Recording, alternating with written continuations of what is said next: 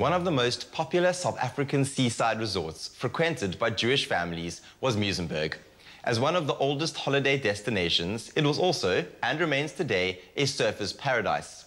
In our second episode of our series Stories from Muizenberg, Hetty Davis recounts the tales of the unity and connections people had developed for one another in a time when the days were all about catching that next wave.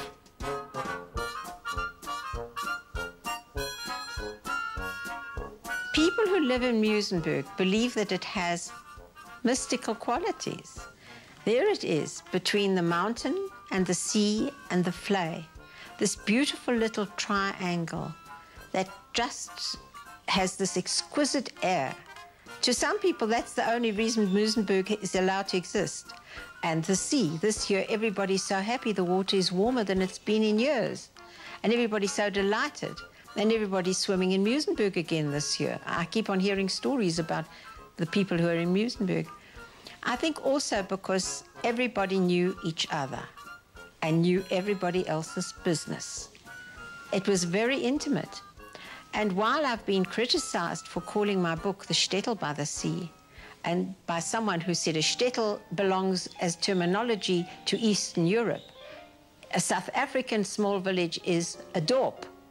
But you certainly can't call Muizenberg a dorp. Muizenberg in itself was a little shtetl. And I think that intimacy is what, and children growing up and playing in the streets, hopscotch lines across the middle of the road, cricket pitches across the middle of the road. There was such a sense of freedom, and there was such a lot of children growing up in Muizenberg. Across the way, we see a few small semi-detached houses. That is the start of the shtetl. All these tiny little cottages were all the original planners thought were necessary for a fishing village. They regarded Muizenberg as having no future other than as a fishing village. So when we come into the shtetl, you will see all the houses are semi-detached, and they are small, with small rooms and very small plots of land, and were all unicolor. They had the same little balcony, the same little front wall, and one would sleep on the porch in summer. Why not? It was perfectly safe.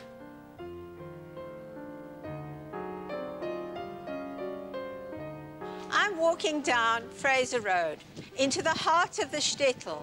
These narrow roads were what the people who lived in them called the Kugelgassen or the Zimmersgassen.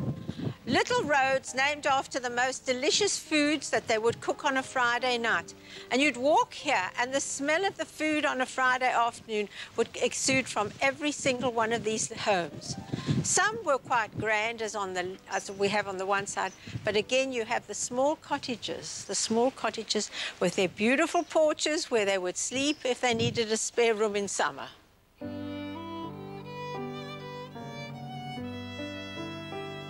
The Hirsches came to Muizenberg by chance, but by 1900, Cecil John Rhodes, who absolutely loved Muizenberg and used to ride out there on a Sunday and often invited guests to lunch at the Hirsches, he supported them very well. Rhodes had bought a house, a little cottage, and the big piece of ground next door to it. Now, the house that we know as Rhodes's cottage is where he died. The day he died, the message went out right round the world. In Muizenberg today, the great statesman Cecil John Rhodes had passed away. So people in India and in Australia heard the name of Muizenberg, and suddenly it rang round the world, and it actually did a great deal to boost the popularity of Muizenberg. The other thing that they called Muizenberg, these people who came from all over the Eastern Europe, was Little Jerusalem. They loved Muizenberg. To Muizenberg was like a holy grail. And in the 20s, they poured into Muizenberg. And that was when it started to be dominated.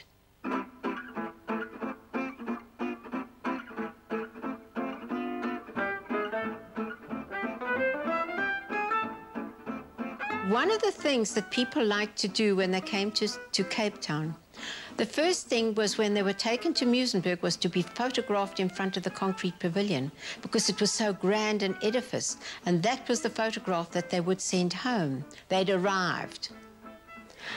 One of the most beautiful stories I do tell, and I have the photograph in the book, is of Solomon Shapiro off the boat. He came together with a companion, and you'll find the picture in the book. That photograph was taken at a very unusual angle. He and his friend are sitting on the round plant area, and behind him are these grand houses along Beach Road. At the back of the photograph was something written in what was not Yiddish. We couldn't read it. The children couldn't read it, and that photograph had come to me from Israel. I sat and puzzled over this photograph, the writing. It was partly German, but it wasn't German. And then one day, a gentleman came to visit us, and he said, "Translator, my wife's the translator for the Knesset." He took the photograph back to Israel, or he took the impressions of the photograph, and he told us what it said.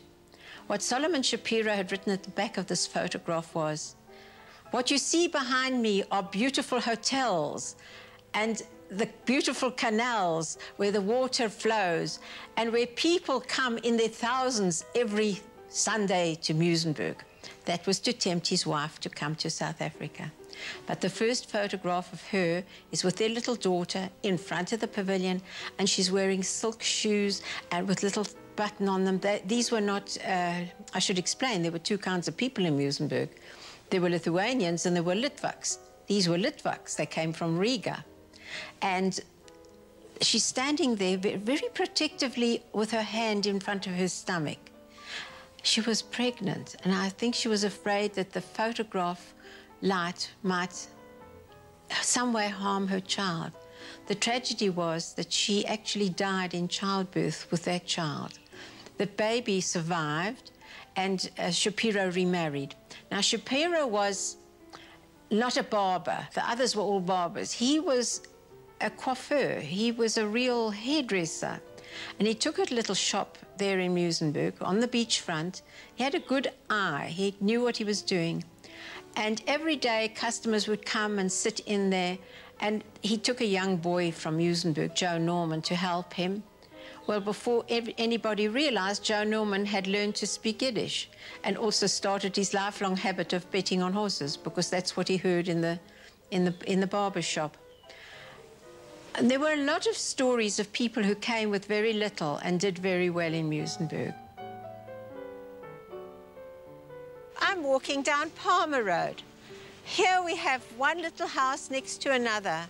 One might have been a dairy, one might have been the butcher. Alongside that would be a fish shop. In fact, there were two fish shops, 3 shoemakers at one time. Well, they called themselves shoemakers, but really they were people who repaired shoes. And here they would make their living in the front of their shop, and many of them would live at the back because that was how it was done. They worked for 4 months of the year during the season, when Muizenberg is habitable to most people. And the season dictated the good fortune and then eventually the bad fortune of Muizenberg. Because how can any place survive on 4 months' business a year?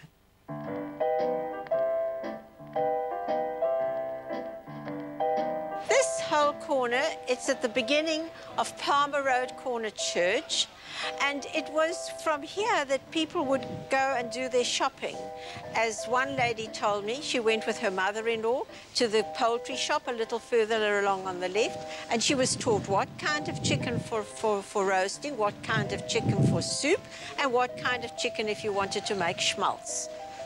When you came into Trappler's, it was a dark shop, and the smells would exude and the smells would draw you in. The polony, the herring, the cheeses. This was the delicatessen. And the Trappler's lived across the road in this cottage here that's now painted pale green. And he was a man who suffered from multiple sclerosis at a time when very little was known about it. And he would be wheeled across the road and sit in the shop all day, the boss of the place, which was quite an achievement because he really was quite handicapped. The people who came for the 4 months had to pay a heavy price to be there. And Muizenberg became too expensive. By 1949, you could take a plane and go to Israel. Some people started to go down to Durban from Johannesburg. Why drive all the way to Cape Town when you can just go down the road to Durban? And beautiful hotels were opening up in Durban that were modern, with bathrooms en suite, unheard of in Muizenberg.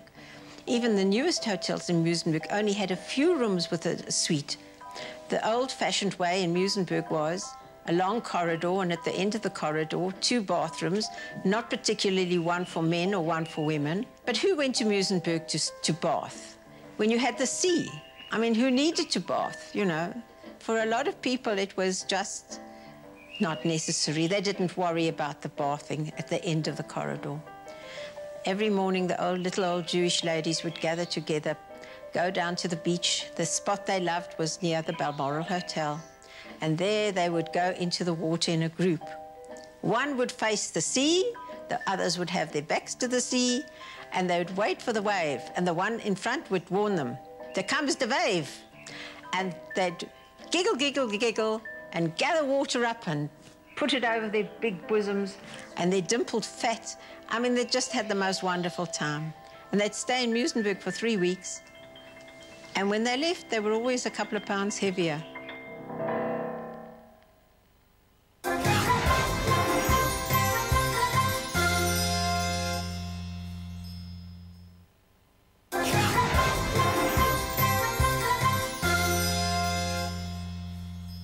One of the Tanaim, the great sages of the Mishnah, was Rabbi Yishmael ben Elisha, who lived some 50 years after the second Beit HaMikdash, the second temple.